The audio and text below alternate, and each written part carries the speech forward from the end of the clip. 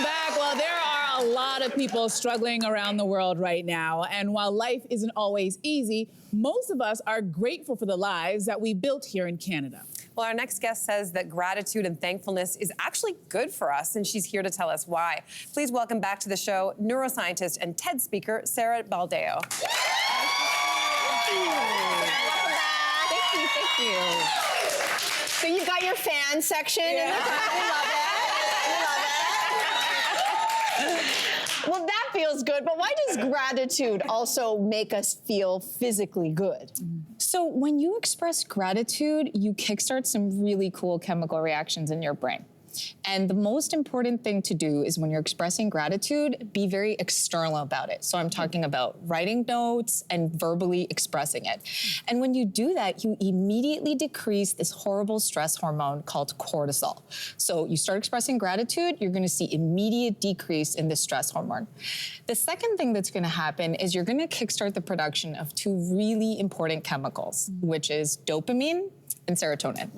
And so you've probably heard of dopamine. It's all about pleasure and happiness and feel-good feelings, but dopamine is short-term happiness. Serotonin is long-term happiness. And when you express gratitude, you actually kickstart both of them at the same time. Oh, okay, wait. That's incredible, but does the brain actually change when we express gratitude?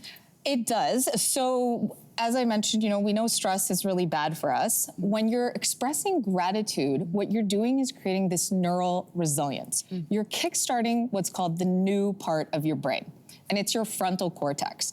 So if you have prolonged stress in your life, you are permanently damaging your emotion center, your memory center, and even that front part of your brain, which controls logic.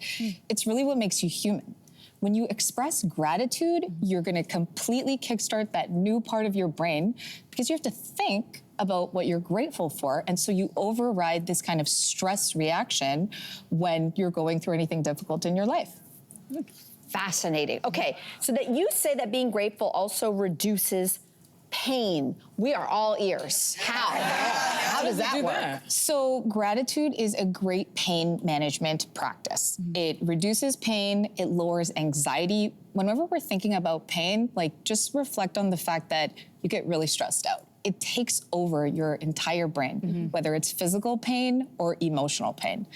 Gratitude kickstarts those feel-good hormones that we talked about, the dopamine and the serotonin.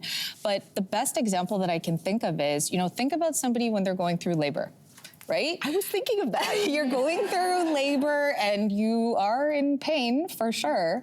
The minute you meet your baby, suddenly there's gratitude. And so gratitude inhibits pain receptors.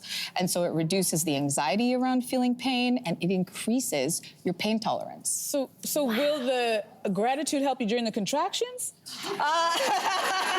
Not in my experience as a mother. But when you meet your baby, you'll see that. You'll That's see why that we all reduction. forget about all that pain. We forget about it. Yes. And you guys do it again and again. Okay, I got it. Sometimes. Clicking, I'm getting it now. All right, so here's a very interesting tidbit. Receiving gratitude makes you more likely to want to practice behaviors deserving of gratitude. So explain to us how that works. So there's these really cool things in your brain called mirror neurons. And it's a bit of a circular function. So think about it. I'm expressing gratitude to someone. That's making me feel good because I'm expressing it. But a mirror neuron is when I express an activity and then I see the reaction from the other person and they're feeling, they feel these positive feelings. So your brain is addicted to that dopamine spike you get. So these mirror neurons start firing in other people. And so when you express gratitude, the other person feels good, they feel positive, they push it back to you. And so it just becomes this circular mechanism over time, and that's what builds empathy, and it's called emotional contagion.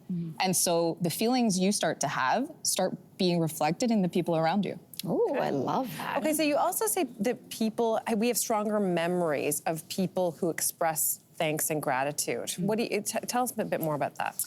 So you might notice that when you have negative memories, they're really easy to recall. That's because your brain was primed for survival and to avoid pain. With gratitude, when somebody starts expressing gratitude to you, now you have this new mental connection. oh, this person has expressed gratitude, I get a spike in dopamine. I want to be grateful back to them because of mirror neurons.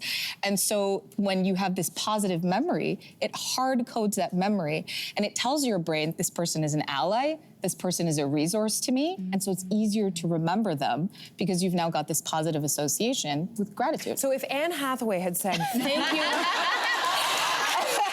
Yeah. For that question, but I'm going to answer a different question. Give me a different question. Maybe that would have turned out. Anyway, For sure. She needs you. She needs you. Okay, so the big question is, how do we start to incorporate gratitude into our everyday lives? How can we all do that? So gratitude, like anything, is a behavior where you need repetition. Repetition is what strengthens these neural synapses in your brain. My best advice is really start a gratitude journal, but write it. Write it with your hands because the motor cortex is depending on those unique activities of your hand movements. When you're typing, you're just repeating the same motion over and over and over. You're not getting the electrical activity. So gratitude journal for sure. And I'll give you something that I do, a little secret in my family. I get up in the morning and I try to start out my day with my son and my partner, telling them something I'm grateful that they did. And so a little secret, I'm trying to behaviorally condition them to want to do the things that I will be grateful for. It works well so far. Can I do it work in intimate relationships as well? It works very well. So thank you so much for that. It does. Gotcha. Quick question. Do you have like a prompt that you can help give us to like start the writing process? Or is it literally, here's what I'm grateful for? I would say pick 3 things every day. These are the 3 things that I'm grateful for, and actually build it over the week. And so you have to do this on a repeated basis. Okay. If you want to do it Monday, Wednesday, Friday, if you want to do it every day of the week, but you need to get into the habit. So maybe pick a time of day that you're going to get into this reflection and this gratitude journaling. Got it. Oh gosh, we love this, Sarah. Thank you so much. We are grateful for you. Thank you. We are grateful for this knowledge. We're going to take a quick break. We'll be back right after this. Hey, you, come a bit closer. We've got so many more must-see interviews, spicy debates, lifestyle tips, and pop culture moments. So subscribe to our channel by tapping the logo below and don't miss out.